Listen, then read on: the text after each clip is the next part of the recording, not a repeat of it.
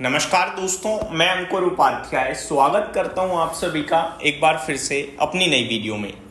दोस्तों, टोटल 9 चीज़ों के बारे में आप सभी के साथ इस वीडियो में बात करूंगा। सबसे पहले तो 3 रिजल्ट्स जो आज आए हैं, एक टीसीएस जिसको डिटेल में कवर कर चुका हूं, दूसरा है टाटा एलएक्सआई और तीसरा है 5 पैसा कैपिटल।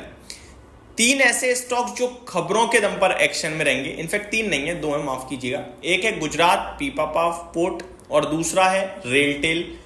उसके बाद एफआईआईडीआई का डेटा, गिफ्ट निफ्टी, निफ्टी और ग्लोबल मार्केट्स। तो शुरुआत करते हैं रिजल्ट्स के साथ। सबसे पहले तो आज ओपन मार्केट में एक नतीजे आए थे जीएम ब्रेवरीज के। मतलब नतीजे तो अच्छे थे ही थे, लेकिन स्टॉक का प्राइस बहुत ही शानदार दिखा।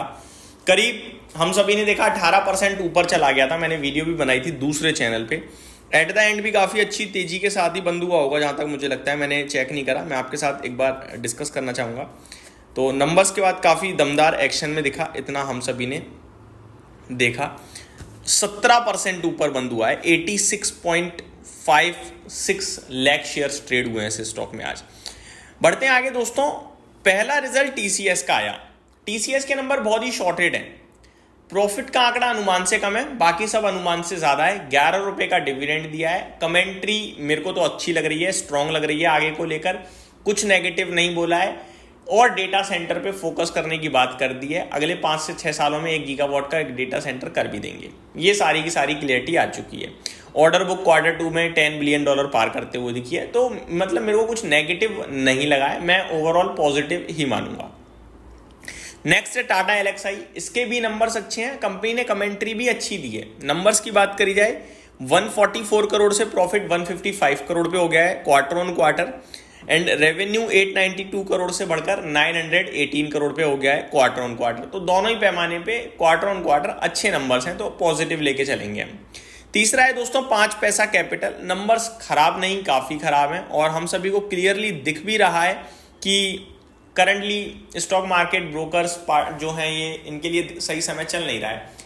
कंपनी खुद भी कह रही है कि एवरेज डेली टर्नओवर काफी तेजी से टूट रहा है, लेकिन कंपनी ये भी कह रही है कि एमटीएफ बुक बहुत अच्छा कर रही है। यानी मार्जिन ट्रेडिंग फैसिलिटी अब एकमात्र हथियार रह गया है सारे के सारे ब्रोकर्स पे अपनी कमाई का। पहले मैं नंबर्स बताता हूं। 22 करोड़ से मुनाफा घटकर 9.5 करोड़ पे रह गया है साल दर साल। बहुत ही खराब कहूंगा मैं इसे। रेवेन्यू 101 करोड़ से घटकर 77.2 करोड़ पे रह गया है।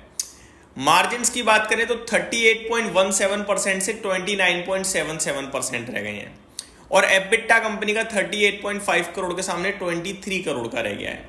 कमेंट्री में कंपनी ने कहा है कि ड्रॉप आया है एवरेज डेली टर्नओवर में, कैश और एफएनओ सेगमेंट दोनों जगह ही, लेकिन कंपनी की एमटीएफ बुक ने 1 लाख करोड़ का आंकड़ा पार कर दिया है।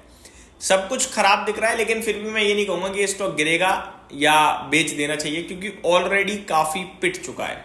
500 550 का शेयर 345 ऑलरेडी ट्रेड कर रहा है। एमटीएफ बुक को लेकर अच्छा बोला है, बाकी सब खराब ही है। 52 वीक लो 311 है, जो मेरे को लगता है रिसेंटली ही लगा होगा। ऊपर में 750 रुपए के इसके हाईज हैं।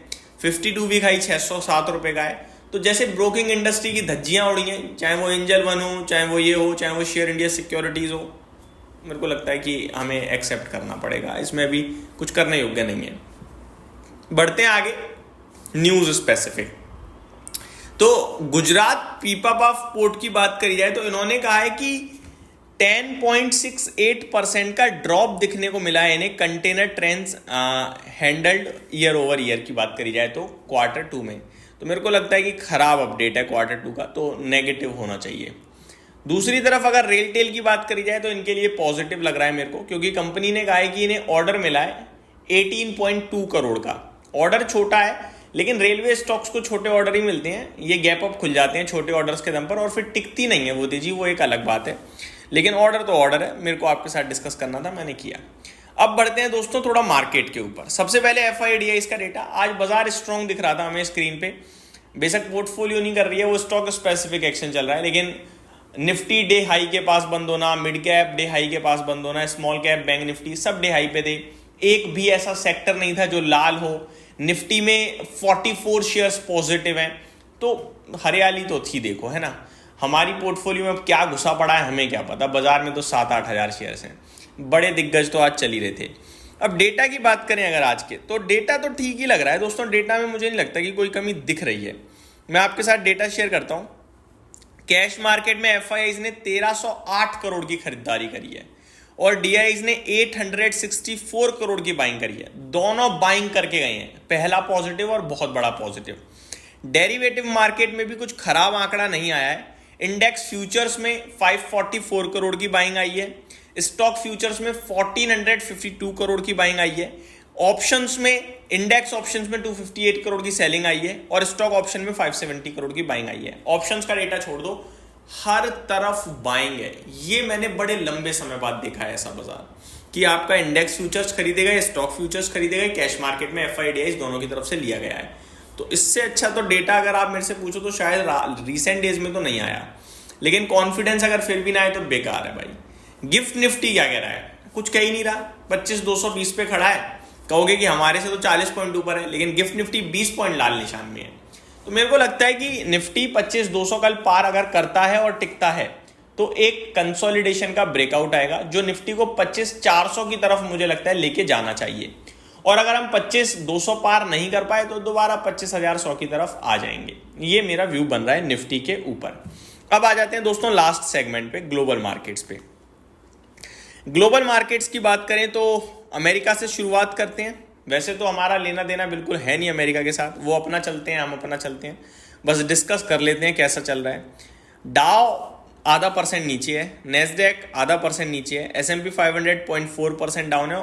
इनफैक्ट डाउ को छोड़ दिया जाए तो नेस्डैक, S&P 500 और रसल 2000 तीनों 0.4% नीचे हैं। डाउ 0.47% यानी 0.5% मान लो वो नीचे है, तो वहां तो दिक्कत है थोड़ी सी। यूरोप के बाजार में फिटसी 0.1% नीचे है, डेक्स फ्लैट टू पॉजिटिव है और कैक में फ्लैट टू नेगेटिविटी देखने को मिल रही है। एशिया पैसिफिक मार्केट्स अच्छा कर रहे हैं आजकल, भारतीय बाजार ने भी अच्छा किया। यहीं समाप्त करता हूं इस वीडियो को। उम्मीद करता हूं डिटेल्स डेटा पसंद आया होगा। Thank you so much for watching this video. Have a great day guys.